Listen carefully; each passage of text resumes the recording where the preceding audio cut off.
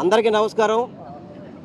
ఈరోజు వైఎస్ఆర్ కాంగ్రెస్ పార్టీ తరఫున విజయవాడ పశ్చిమ నియోజకవర్గంలో ఏదైతే మొన్న శనివారం నాడు ఆ బూత్ కృష్ణ తప్పుడు మా వార్తలు మాట్లాడాడో దాని పేరే ఓపెన్ ఆర్ట్ విత్ ఆర్కే అని చెప్పి ఉంటుంది. దాని పేరు అతని యొక్క గుండెలో ఉండే చండాలపు మాటలన్నీ కూడా వైఎస్ఆర్ కాంగ్రెస్ పార్టీ నాయకుల మీద, వారి కుటుంబ సభ్యుల మీద అసభ్యంగా మాట్లాడాడు, మహిళల్ని కించపరిచే విధంగా మాట్లాడాడు. వాటిని పూర్తిగా వైఎస్ఆర్ కాంగ్రెస్ పార్టీ తరఫున ఖండిస్తున్నాం. అదేవిధంగా ఈరోజు పశ్చిమ నియోజకవర్గంలో ఉన్న మా 1 టౌన్ పోలీస్ స్టేషన్లో మొత్తం మా మహిళలందరూ కలిసి ఎవరైతే మా మనోభావాలను దెబ్బతిన్నాయని చెప్పని ఇక్కడ స్టేషన్లో కూడా రాధాకృష్ణ మీద కంప్లైంట్ ఇవ్వడం జరిగింది. ఏమంటే మహిళల్ని కించపరిచే విధంగా, వాళ్ళ వ్యక్తిత్వాన్ని హననం చేసే విధంగా మాట్లాడిన రాధాకృష్ణని తక్షణమే కేసు కట్టి అరెస్టు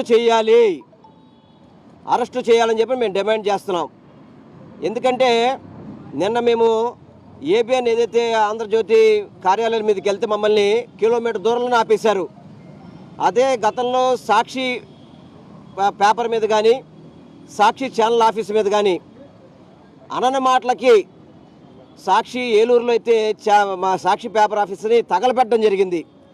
పోలీసులు అక్కడ మాత్రం దగ్గరుండి సాక్షి మీడియా మీద చర్యలు అక్కడ జరుగుతున్న అవన్నీ కూడా దగ్గరుండి ఎంకరేజ్ చేశారు పోలీసులు. కానీ అదే నిన్న ఏబిఎన్ ఆంధ్రజ్యోతి తప్పు చేస్తే కూడా ప్రశ్నించడానికి మేము వెళ్ళినప్పుడు కిలోమీటర్ దూరంలో వందలాది మంది పోలీసులు బస్సులు వ్యాన్లు వేసుకొని అక్కడికి వెళ్ళనీయకుండా ఎందుకు ఆపుతున్నారు అంటే, ఒక పత్రిక ఒక న్యాయము, ఒక పత్రిక ఒక న్యాయమా? సాక్షి పత్రిక ఒక న్యాయము, ఆంధ్రజ్యోతికి ఒక న్యాయమా? ఆంధ్రజ్యోతితో మాటలన్నీ కూడా చంద్రబాబు నాయుడు, పవన్ కళ్యాణ్, లోకేష్ అందరూ విన్నారు కదా. అతను మాట్లాడిన తప్పు కాదా? మహిళలను ఆ విధంగా కించపడటం తప్పు కాదా? చెప్పండి మీరు సమాధానం. మీరు చెప్పారే మహిళలకు పెద్ద పెట్టేస్తాం, మహిళలకు అవమానం కల్పించడం అని చెప్తున్నారే. వైఎస్ఆర్సీపీ నాయకుల యొక్క భార్యల గురించి అంటే మహిళల గురించి మాట్లాడితే ఇది తప్పు రాధాకృష్ణ అని చెప్పాల్సింది పోయి, రాధాకృష్ణాన్ని ప్రోత్సహించే విధంగా, రాధాకృష్ణకి సపోర్ట్ చేసే విధంగా ఈ కూటమి నాయకులు మాట్లాడుతారంటే రాష్ట్రంలో మహిళల మీద వాళ్ళకి ఎంత ప్రేమ ఉందో మనకు అర్థమవుతుంది. చెప్పడానికి ఏదో రిజర్వేషన్లు పెంచారని చెప్పని కేంద్ర ప్రభుత్వం చెబుతున్నారు, కానీ ఇంతమంది మహిళలకి అన్యాయం జరుగుతున్నప్పుడు కనీసం నోరుప్పి మాట్లాడే పరిస్థితి లేదా?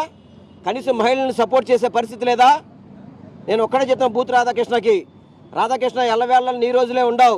మేము తెలంగాణలో ఉంటాం కదా, మేము జగన్మోహన్ రెడ్డిని ఏదైనా చేస్తాము, జగన్మోహన్ రెడ్డి గురించి ఏదైనా మాడతామని చెప్పి మీరు అనుకోవచ్చు. ఒక రోజు అనేది మాకు వస్తుంది గ్యారంటీగా. మీరు అనుకుంటున్నారు మీ రోతరాత్రల వల్ల జగన్మోహన్ రెడ్డి గారికి ఏమైనా అవుతుందేమో అని చెప్పని. మేము తట్టుకుంటాం, దేనికైనా సిద్ధంగా ఉన్నాం. మేము మీరు ఏం చేసినా కూడా మేము సిద్ధంగా ఉంటాం, తట్టుకుంటాం. దెబ్బలు కొట్టి తగిలి దెబ్బలు తగిలి అన్ని నొప్పులు అన్నీ కూడా తట్టుకోగల శక్తి మాకు ఇచ్చాడు దేవుడు. వీటన్నిటికీ కూడా ఒకరోజు ప్రతీకారం తీర్చుకునే రోజు దేవుడు మాకు ప్రసాదిస్తాడు. ఆ రోజు రాధాకృష్ణ నేను ఈ తప్పు ఎందుకు చేశానని చెప్పుకునే విధంగా నీకు బుద్ధి చెబుతామని కూడా మీకు తెలియపరచుకుంటూ, ఈ కార్యక్రమానికి ఇచ్చేసిన అందరికీ కూడా, మా మేయర్ గారికి, పుణ్యశీలంకి, కార్పొరేటర్స్కి, అదేవిధంగా మా నాయకులందరికీ కూడా పేరు పేరు ధన్యవాదాలు తెలియపరచుకుంటూ, నేను ఒక్కటే కోరుకుంటున్నా, ఎప్పటికైనా కానీ బుద్ధి తెచ్చుకొని ఏబిఎన్ రాధాకృష్ణ మహిళలందరికీ కూడా క్షమాపణ చెప్పండి. తప్పు అయిపోయిందని చెప్పని లెంపలేసుకుంటూ మళ్ళీ ఎప్పుడు కూడా నేను ఇటువంటి కార్యక్రమాలు చేయను అని చెప్పి మీరు చెప్పాలని చెప్పి మేము డిమాండ్ చేస్తున్నాం. మన విజయవాడ నగరంలో పశ్చిమ నియోజకవర్గంలో ఏదైతే 1 టౌన్ పోలీస్ స్టేషన్ ఉందో, ఈ పోలీస్ స్టేషన్కి మా మాజీ మంత్రివర్యులు వెల్లంపల్లి శ్రీనివాసరావు గారు, మా పుణ్యశీల గారు, అలాగే మా మాజీ చైర్మన్స్, అలాగే మాజీ కార్పొరేటర్లు, మన వైఎస్ఆర్సీపీ పార్టీ శ్రేణులు, నాయకులు, రాష్ట్ర స్థాయి, జిల్లా స్థాయి, నియోజకవర్గ స్థాయి అందరు నాయకులు ఈరోజు రావటం జరిగింది. ఎందుకు అనంటే వైఎస్ఆర్సీపీ నాయకుల కుటుంబ సభ్యుల మీద ఈరోజు ఏబిఎన్ రాధాకృష్ణ ఎంత అనుచిత వ్యాఖ్యలు చేశాడో, ఎంత దారుణమైన మాటలు మాట్లాడాడో మనం అందరం చూసాం. ఈరోజు ఆంధ్ర రాష్ట్రమే కాదు, తెలంగాణలో కూడా మహిళలు కాండ్రించి ఉమ్మేసేలా ఉన్నాయి ఆయన మాటలు. ఆయన వ్యవహారం ఏ రకంగా ఉంది అన్నది, ఆయన మాట్లాడింది పద్ధత కాదా అన్నది వెళ్ళి రాధాకృష్ణ గారు ఆయన కూతురుని వెళ్ళి నేను ఈ మాటలు మాట్లాడాను, నేను ఈ రకంగా మాట్లాడాను, ఇది కరెక్టా కాదా అని చెప్పి ఒక్కసారి వెళ్ళి ఆయన కూతురుని అడిగితే ఆయన కూతురు సమాధానం చెప్పిద్ది. నువ్వు మనిషి పుట్టుకే పుట్టావా? మనిషి పుట్టుకు పుడితే ఇలాంటి మాటలు మాట్లాడతావా? మహిళలంటే నీకు అంత చులకనగా ఉందా అని ఆయన కూతురు ఉందే ఆ అమ్మాయే ఆయన మొహం మీద ఊసే విధంగా ఈరోజు ఆయన వ్యాఖ్యలు అన్నవి ఉన్నాయి. ఇంత దారుణంగా మాట్లాడే రైట్ రాధాకృష్ణకి ఎవరిచ్చారు? అంటే నీ బ్రోకరిజానికి ఒక పేపర్ని అడ్డు పెట్టుకొని, ఒక మీడియాని అడ్డు పెట్టుకొని ఇలాంటి బ్రోకరిజం పనులు చేసుకొని రూపాయి సంపాదించుకోవాలంటే ఎన్నో దారులు ఉన్నాయి, సంపాదించుకో. అంతేగాని కూటమి ప్రభుత్వానికి జై కొట్టడానికో లేకపోతే కూటమి వాళ్ళకి చంద్రబాబు నాయుడు గారి పల్లక మోయడానికో నువ్వు ఈ రకమైన వ్యాఖ్యలు మహిళల మీద చేసేస్తాను, నా పబ్బం గడుపుకుంటానంటే వైఎస్ఆర్సీపీ నాయకులు కానీ శ్రేణులు కానీ ఊరుకునే పరిస్థితుల్లో ఎవ్వరూ లేరు. జగన్మోహన్ రెడ్డి గారు అంటే వచ్చి నీ ఆంధ్రజ్యోతి పేపర్ కానీ లేకపోతే నీ మీడియాను కానీ ఇమీడియట్గా ఏం చేయాలో అది చేసే దమ్ము ధైర్యం మాకుంది. కానీ మా జగనన్న అలా కాదు, మనం శాంతియుతంగా పోరాడాలా. వాళ్ళు చేసే ఎదవ పనులు వాళ్ళు మన మీడియా మన ఛానల్ మీదకి వచ్చి సాక్షి మీదకి వచ్చి చేసిన దారుణాలు మనం చేయకూడదు, మనం శాంతియుతంగా పోరాడాలి అంటున్నారు. కాబట్టి మొన్న హైదరాబాద్లో కానీ నిన్న విజయవాడలో కానీ ఈరోజు పోలీస్ స్టేషన్లో కానీ మేము శాంతియుతంగా పోరాడుతున్నాం.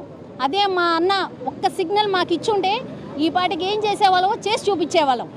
ఇంకొకసారి రాధాకృష్ణ అనుచితమైన వ్యాఖ్యలు మా జగనన్న మీద కానీ మా పార్టీ మీద కానీ మా నాయకుల మీద కానీ మా మహిళల మీద కానీ మాట్లాడడానికి ట్రై చేస్తే చెప్తున్నాము, మహిళలుగా చెప్తున్నాము, అసలు రోడ్డు మీద కూడా నువ్వు రోడ్డు మీద అడుగు పెట్టడానికి కూడా నువ్వు భయపడతావు, నీ మొహాన్ని జనాల్ని చూపించడానికి కూడా నువ్వు భయపడతావని చెప్తున్నావు. ఖబర్దార్ రాధాకృష్ణ. రాష్ట్ర వ్యాప్తంగా మా మాజీ ముఖ్యమంత్రి వర్యులు వైఎస్ జగన్మోహన్ రెడ్డి గారి ఆదేశానుసారం ప్రతి నియోజకవర్గంలో కూడా జర్నలిజం ముసుగులో బ్రోకరిజం చేస్తూ జర్నలిస్ట్ అనే పదానికే కళంకం తీసుకొచ్చి కొత్త పలుకులు అంటూ మరి ప్రతి వారం కూడా జగన్మోహన్ రెడ్డి గారి మీద విషం చిమ్మడమే ఈ రాధాకృష్ణ పని. ఇంకాస్త దిగజారిపోయి మరి వైఎస్ఆర్సీపీ నేతల శ్రీమతుల్ని మరి అనకూడనటువంటి మాటలతో తన పైశాచికత్వాన్ని బయటేసుకున్నాడు ఈ రాధాకృష్ణ. ఒళ్ళు బలుపు ఎక్కువైతే మరి ఎలా ఉంటుందనేది మా టైం వచ్చినప్పుడు మేము ఖచ్చితంగా చూపిస్తాం. నిన్న మా నాయకుడు చెప్పినట్లుగా మరి రాధాకృష్ణ ఈ కేసెస్ అన్నీ కూడా ఇప్పుడు నీ మీదకి ఏమీ రాలేకపోవచ్చు, నీకు కూటమి నేతలు సపోర్ట్ చేయొచ్చు, కానీ ఇవి నీకు ఉరితాడై బిగుసుకునే రోజు అతి త్వరలో ఉంది. మా టైం అనేది ఒకటి ఉంది, అందరికీ టైం అనేది ఒక్కచోటే ఫిక్స్ అయి కూర్చోదు, గుర్తుపెట్టుకో.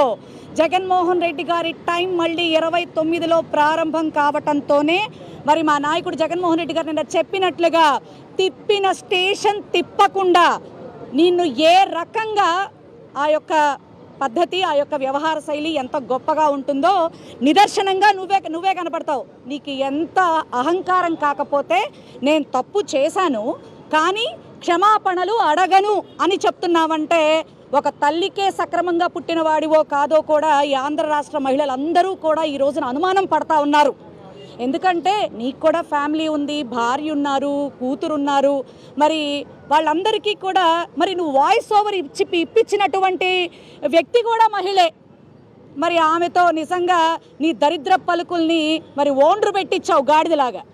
మరి ఆ మహిళ కూడా మరి ఏ రకంగా మరి జగన్మోహన్ రెడ్డి గారు నందంటే నంది పందంటే పందని మేము అంటాము అనము అనేది వేరే విషయం అయితే మరి ఆవిడ గారు నువ్వు జీతం ఇస్తున్నందుకు తోటి మహిళల్ని అలాగే అపోజిషన్ పార్టీ 1,30,00,000 మంది ఉన్నటువంటి మరి ఒక ఎఫెక్టివ్ పార్టీ ఆంధ్ర రాష్ట్రంలో ఉంటే దాన్ని జగన్మోహన్ రెడ్డి గారు నడిపిస్తూ ఉంటే వాళ్ళ నేతల భార్యల్ని పట్టుకొని ఈ రకంగా మాట్లాడటం అనేది మరి ఎంతమంది మహిళల మనోభావాలు దెబ్బతీసే విధంగా ఈ రాధాకృష్ణ వ్యవహార శైలి ఉందో మరి ఆంధ్ర రాష్ట్రం అంతా కూడా చూసింది. జర్నలిజం కూడా ఉమ్మేస్తోంది ఈ రోజున.